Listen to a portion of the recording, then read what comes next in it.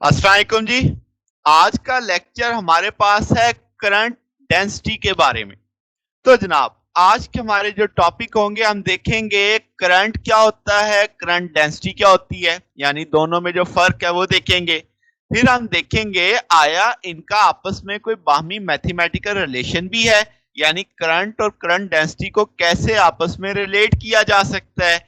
फिर हम current density का एक मैथमेटिकल टूल बनाएंगे in term of drift velocity कि ड्रिफ्ट वेलोसिटी से आप करंट डेंसिटी कैसे मालूम कर सकते हैं। तो जनाब ये आज का हमारे बेसिक टॉपिक है। शुरू करते हैं जनाब। तो सबसे पहले आज जो चीज पढ़ेंगे दैट इज करंट डेंसिटी। तो करंट डेंसिटी क्या है? रेट ऑफ चार्ज फ्लो पर सेकंड थ्रू यूनिट एरिया। यानी अब आपने यूनिट एरिया में से एक सेकंड में कितने चार्जेस गुजरते हैं वो देखने हैं, और वो जो यूनिट एरिया है वो चार्जेस के रास्ते में नॉर्मल रखना है, यानी परपेंडिकुलर रखना है। यानी चार्जेस जिस जानिब जा रहे हैं उनके सामने एक एरिया परपेंडिकुलर पड़ा होगा, यूनिट एरिया, और उसमें से एक सेकंड में से कितने चार्जेस गुजरेंगे, that is called current density. और सादा लफ्जों में बोले flow of current per unit area. ठीक होगी बात? तो ये अब आपके पास क्या कहलाएगा? करंट डेंसिटी कहलाएगा। तो अब आपको फर्क समझ आ रहा है करंट और करंट डेंसिटी में? तो आपकी डेफिनेशन में अब ऐड हो रहा है पर यूनिट एरिया, कि आपके पास जो फ्लो ऑफ करंट है उसे आप पर यूनिट एरिया स्टडी करने वाले हैं। ठीक है बात? अब अगर हम जरा डिटेल में देखें करंट और करंट डेंसिटी क्या है। करंट सिर्फ ये बताता है मुझे how charges flow through an extend object, यानी किसी ऑब्जेक्ट्स में से चार्जेस कैसे बहाव कर रहे हैं। मगर अब अगर आप करंट डेंसिटी को देखें तो ये किसी एक सर्टेन पॉइंट की बात कर रहा है, यानी किसी एक स्पेसिफिक लोकेशन पे से चार्जेस का बहाव देखा जाएगा। तो इसका मतलब आप एक स्पेसिफिक पॉइंट पे हैं, तो अब आपको उसकी डायरेक्शन भी डिस्कस की जा सकती है। पहले तो हम इन जनरल बात कर रहे थे ना भाई। तो अब आप इसका मतलब ये हुआ कि ये करंट जो है वो करेक्टरिस्टिक्स है कंडक्टर की, जबकि करंट डेंसिटी करेक्टरिस्टिक है किसी एक पर्टिकुलर पॉइंट की जो कंडक्टर के अंदर है। यानी दोनों में फर्क अब आपको समझ आ रहा है कि करंट डेंसिटी में हम पूरा कंडक्टर डिस्कस नहीं करते, किसी एक पॉइंट को लेके डिस्कस कर रहे होते हैं, वहां से गुजरने वाला करंट। तो इसका मतलब जो करंट है वो पूरे कंडक्टर को डील करता है, तो ये मैक्रोस्कोपिक क्वांटिटी हुई। जबकि ये सिर्फ एक पॉइंट को डिस्कस करता है, तो ये एक माइक्रोस्कोपिक क्वांटिटी हुई। ठीक है बात? फिर हम जानते हैं करंट एक स्केलर चीज है, और वेक्टर, अब आपके पास करंट डेंसिटी एक वेक्टर चीज आ जाएगी, क्योंकि एक स्पेसिफिक पॉइंट पे है तो वहां पे आप डायरेक्शन बता सकते हैं टेंजेंट लगा के। अब करंट को आई से रिप्रेजेंट किया जाता है, जबकि करंट डेंसिटी को जे से रिप्रेजेंट किया जाता है। ठीक होगी बात? तो अब आपको करंट और करंट डेंसिटी की समझ आ चुकी है कि करंट क्या है, करंट डेंसिटी क्या है। तो करंट स्केलर है, करंट डेंसिटी वेक्टर है, करंट मैक्रोस्कोपिक है, करंट डेंसिटी माइक्रोस्कोपिक है। करंट पूरे कंडक्टर को डील कर रहा होता है, जबकि करंट डेंसिटी किसी एक पर्टिकुलर पॉइंट को डिस्कस करती है जो कंडक्टर के अंदर होता है। ठीक है बात? तो ये जनाब अब आपने समझ लिया। अब हम देखेंगे कि आया इनका कोई बाहमी ताल्लुक है मैथमेटिकली, यानी मुझे आई और जे का ताल्लुक सोचना है। अब क्या है, जैसे मैंने अभी अभी पढ़ाया कि आई क्या है, वो पर्टिकुलर एक कंडक्टर को डिस्कस करता है, यानी करंट एक कंडक्टर के अंदर। जबकि जब मैं करंट जे की बात करूंगा, करंट डेंसिटी, वो पर्टिकुलर पॉइंट एक कंडक्टर के अंदर। तो इस बात को जहन में रखते हुए हम शुरू करते हैं। लेट्स से हम कहते हैं आई करंट फ्लो कर रहा है किसी एरिया से, तो करंट डेंसिटी को कैसे हम बोल देंगे? J limit delta A approaches to zero delta I over D I. जब आप delta A approaches to zero कर रहे हो, यानी पर्टिकुलर पॉइंट एरिया को इतना छोटा करते जाओ करते जाओ करते जाओ कि आप एक पॉइंट तक आ जाएं, तो इतना स्मॉल होगा तो आप डिफरेंशियल केस ले लोगे, डी आई ओवर डी ए का आप कंसेप्ट ले आओगे। अब इस मामले में जब आपने लिमिट लगा दी, तो वो जो आपका एरिया छोटा सा एक टाइनी सा पॉइंट बनेगा, हो सकता है कि वो करंट के साथ कोई थीटा एंगल बना रहा हो। जैसे आप इस केस में देख सकते हैं कि अब जे जो था वो एरिया आपने रिड्यूस एरिया किया तो वो उसका वो कंपोनेंट बनेगा ए कॉज ऑफ थीटा, जो कि हमारी जे की सिमत में आएगा। क्यों आप देख रहे हो ए और एन नॉर्मल एक सिमत में नहीं है, तो that is the theta angle. तो अब आपके पास आपने जब उसको कंपोनेंट्स बनाए तो वो कंपोनेंट सिर्फ कौन सा आएगा, ए कॉस थीटा, जो किसकी सिमत में होगा, जो एन की सिमत में होगा।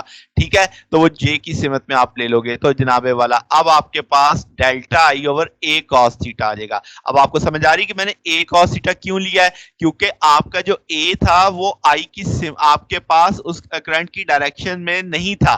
तो अब आपने ए का वो कंपोनेंट लेना है जो आपकी आई की सिमत में हो। याद है करंट डेंसिटी के शुरू सबसे पहली बात मैंने क्या बताई कि उस एरिया को उसके परपेंडिकुलर होना चाहिए, बिल्कुल सामने होना चाहिए। तो आपने ए का वो कंपोनेंट उठा लिया जो अब आपके पास in the direction of current आ जाएगा। तो डी आई आपके over D A cos theta आ जाएगा। तो यहां से उस पर जब नॉर्मल देखेंगे तो उस पर परपेंडिकुलर कंसीडर हो जाएगा। ठीक होगी बात। तो अब आपके पास D I over D A cos theta, अब इसे लिमिटिंग केस देने के बाद D I over D A cos theta लिख सकते हैं। यहां से अगर आप डी ए कॉस थीटा को दूसरी तरफ ले जाए तो वो जे से मल्टीपल हो जाएगा। तो डी आई किसके बराबर आ जाएगा, जे डी ए कॉस थीटा। अब जे डी ए को आप वेक्टर फॉर्म में लिख सकते हो, जे डॉट डी ए। आप जानते हो कि करंट डेंसिटी भी वेक्टर है और डी ए भी वेक्टर है। डी ए की डायरेक्शन नॉर्मल के थ्रू पता चलेगी हमें। ठीक होगी बात। तो टोटल करंट आप कैसे निकाल सकते हो, तो इंटीग्रल ले लोगे तो आई बराबर आ जाएगा integral J dot D A. अब आपने जो ये बड़ी अहम बात है कि जो डी ए है ये परपेंडिकुलर है किसके, सरफेस एलिमेंट के। यानी जो आपने सरफेस एलिमेंट लिया, यानी ये जो डी ए का पैच है ये अब आपके पास पॉजिटिव वैल्यू देने वाला है। क्यों, क्योंकि नॉर्मल आपकी जे की सिमत में आ जाएगा। आपने जो एरिया लिया है उसमें जो थीटा है कॉस थीटा, अब समझ लें theta is angle between N and J. जब आपके पास एन और जे की सिमत एक होगी, कॉस 0 आ जाएगा, कॉस 0 1 आएगा, जवाब पॉजिटिव हो जाएगा। तो इसका मतलब अब आपके पास इसे आप इंटीग्रल डी ए पूरे एरिया के लिए सॉल्व कर सकते हो बारी, यानी छोटे छोटे छोटे छोटे पैच लेके at the end total area मिल जाएगा, जे ए आ जाएगा। तो जे बराबर आ जाएगा आई ओवर ए के। तो इस कंसेप्ट को दोबारा से समझ लेते हैं एक दफा आहिस्ता आहिस्ता। हमने क्या समझा, हमने देखा कि भाई जब आपने ए को छोटा किया, डेल्टा ए यानी एक पैच लिया आपने, हो सकता है मैंने कहा कि वो थीट करंट के साथ डायरेक्शन बना रहा हो थीटा, यानी अब आपके पास वो आपको तो क्या चाहिए, आपको तो एक ऐसा एरिया चाहिए जो मेरे चार्जेस के बहाव के परपेंडिकुलर हो। यानी अगर आप वेक्टर एरिया कहोगे तो नॉर्मल और चार्जेस की डायरेक्शन सेम होनी चाहिए। अब आपके पास बेसिकली आपको फ्लक्स क्लियर होना चाहिए, जैसे हमने फ्लक्स में पढ़ा था कि एक परपेंडिकुलर एरिया रखते हैं तो आपके पास लाइंस आती हैं तो सरफेस एरिया के परपेंडिकुलर होंगी, मगर वेक्टर एरिया अगर आप सोचोगे तो उस एरिया पे एक नॉर्मल लगेगा। तो इसका मतलब चार्जेस का रुख और नॉर्मल की डायरेक्शन सेम होगी। तो ये बस आपके ज़हन में वो क्लियर होगा पॉइंट, तो आपको बड़ी अच्छे से समझ आ जाएगी। तो आपने पैच ले लिया डी ए कॉस थीटा जो परपेंडिकुलर था मेरे चार्जेस के बहाव पे, मगर इसका वेक्टर एरिया देखोगे तो वो cos 0 बन जाएगा, आपके पास थीटा 0 हो जाएगा, cos 0 आ जाएगा। इन जनरल अभी हम अगर लेके चलें जे डी ए cos थीटा, यहां तक समझो अभी मुझे थीटा पता नहीं है। तो अब आपने डी आई जे जब आप इंटीग्रल ले लोगे इसका तो डी आई की जगह आई आ जाएगा। इसका मतलब आपने जितने छोटे छोटे लिमिटिंग कंडीशन लगा के पैच लगाए थे उन सबको सम अप कर लिया है। अब यहां से अगर बात आ गई कि वो अगर आपके पास जो सरफेस एरिया है वो परपेंडिकुलर है तो उसकी जो वेक्टर फॉर्म आएगी, यानी उसका जो नॉर्मल होगा और जे होगा उसकी डायरेक्शन सेम होगी, तो थीटा 0 आ जाएगा। तो आप वहां से कॉस डॉट प्रोडक्ट खत्म करके डी ए का इंटीग्रल ले लोगे तो टोटल एरिया आ जाएगा। तो जे बराबर आ जाएगा आई ओवर ए के। I for current, A for area. तो एसआई यूनिट्स क्या बनेंगे आपके पास, एम्पेयर पर मीटर स्क्वायर, स्क्वायर मीटर भी बोल सकते हैं आप इसे। तो ये करंट डेंसिटी के एसआई यूनिट्स हैं आपके पास। तो एसआई यूनिट्स क्या है, A divided by metre square. ठीक हो गया जनाब।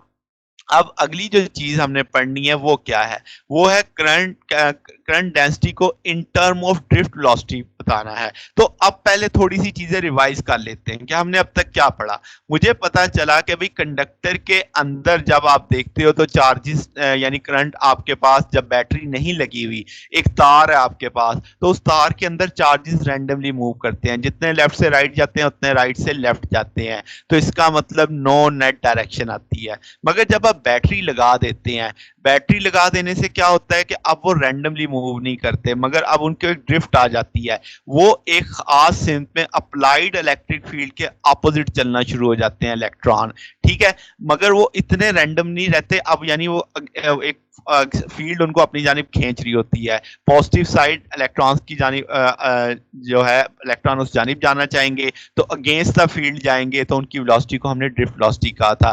फिर मैंने कहा था कि ड्रिफ्ट वेलोसिटी उनकी रैंडम मोशन के लिहाज से इंतहाई कम होती है। यहाँ पे जैसे एक एग्जांपल दी गई है कि ड्रिफ्ट स्पीड 10⁻⁵ से -4 मीटर पर सेकंड है, जबकि रैंडम स्पीड कितनी होती है, 10⁻⁶ होती है। तो ये वो बातें हैं जो हम पिछले लेक्चर में पढ़ चुके हैं, यहाँ पे सिर्फ रिवाइज करने के लिए डाली गई।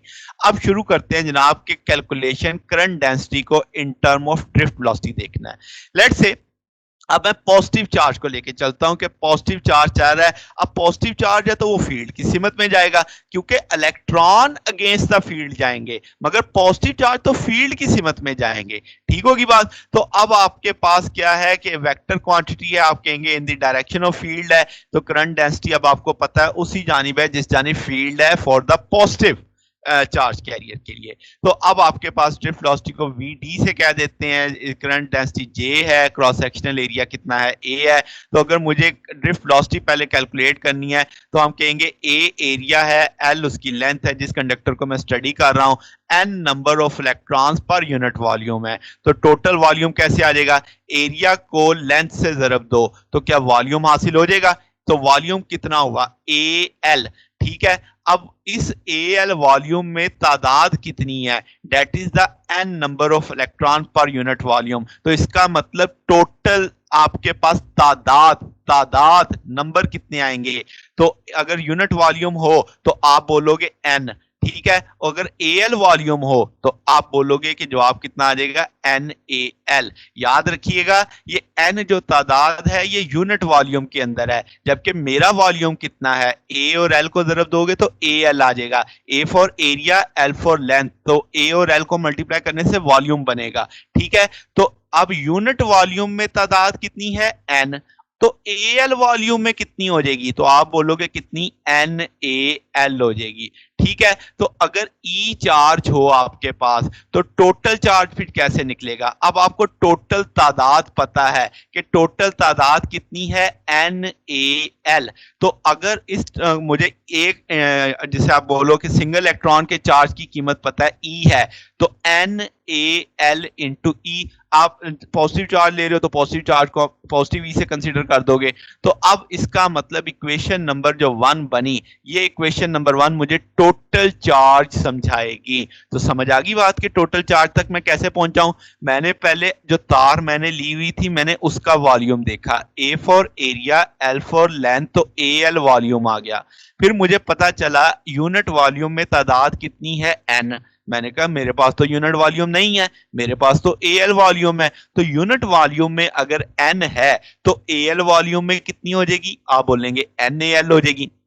फिर आपको पता चला सिंगल चार्ज की जो मिकदार है वो E है, तो अब आप कहेंगे टोटल चार्ज कितना हो जाएगा, तो NaL तादाद थी उसको E से जरब दे दो तो टोटल अमाउंट ऑफ चार्ज पता चल गई। तो इक्वेशन नंबर 1 आ गई, ठीक है। अब आपको अगर कहा जाए कि वो कितना टाइम लेंगे तो T is equal to L over V आ जाएगा आपके पास। तो यानी distance S is equal to VT का कंसेप्ट लगा है। तो अब आपके पास Q भी है, अब आपके पास T भी है, तो करंट निकाला जा सकता है। Q की वैल्यू भी लगा दो, T की वैल्यू भी लगा दो, तो दोनों वैल्यूज प्लेस कर दी। L से कैंसिल हो जाएगा, VD बटे के नीचे बटे में है तो ऊपर चला जाएगा। तो I बराबर आ जाएगा किसके, NaEVD। तो यहां से VD ड्रिफ्ट वेलोसिटी है, तो ड्रिफ्ट वेलोसिटी को इधर ही रखो, NaE को दूसरी जानिब ले जाओ, तो VD किसके बराबर आ गया, I डिवाइडेड बाई NaE। और मैं जानता हूं कि J बराबर हमने करंट डेंसिटी पढ़ा I ओवर A होता है, तो क्या यहाँ पे I ओवर ओवर ए है, इसका अंदर जे आ जाएगा, तो ड्रिफ्ट वेलोसिटी को जे ओवर एन ई लिखा जा सकता है। ठीक है, अगर एन ई को आप लेफ्ट पे मूव कर दो तो एन ई वी डी आ जाएगा, तो जे बराबर हो गया एन ई वी डी। तो जे चूंकि वेक्टर क्वांटिटी है, ड्रिफ्ट वेलोसिटी भी वेक्टर है क्योंकि डायरेक्शन तो है ना उसके पास, तो जे बराबर आ जाएगा एन ई वी डी। अब याद रखिएगा पॉजिटिव चार्जेस के लिए ड्रिफ्ट वेलोसिटी और करंट डेंसिटी सेम डायरेक्शन में होंगी और नेगेटिव के लिए ये अपोजिट डायरेक्शन में आ जाएंगी आपके पास। ठीक होगी बात, तो उसके साथ फिर नेगेटिव लगा देंगे हम। तो ये जनाब आज का हमारा टॉपिक था जिसमें हमने क्या देखा, हमने करंट डेंसिटी की डेफिनेशन समझी, फिर हमने करंट और करंट डेंसिटी का डिफरेंस देखा, फिर मैंने करंट और करंट डेंसिटी का बाहमी ताल्लुक एक रिलेशन बनाया। मुझे पता चला कि जे आपके पास जो है वो आपके पास करंट पर यूनिट एरिया है, तो आई आपने जे ए के बराबर निकाल लिया। फिर वहां से हमने ड्रिफ्ट वेलोसिटी की लैंग्वेज में पैटर्न निकाला, तो जे बराबर आ गया एन ई वी डी के। तो J is a current density, N is a number, E is a charge, V D is a drift velocity. ठीक हो गया ना। तो ये आज का हमारा टॉपिक था। अगर इसमें आपको कोई बात पूछनी हो, कोई चीज क्लियर ना हो रही हो, तो आप कमेंट्स में पूछ सकते हैं। वीडियो अच्छी लगे तो वीडियो को लाइक कीजिएगा, दोस्तों के साथ शेयर कीजिएगा, चैनल को भी सब्सक्राइब कर दीजिएगा। आज के लिए इतना ही, बाकी इंशाल्लाह फिर नेक्स्ट देखेंगे। ओके, अल्लाह हाफिज।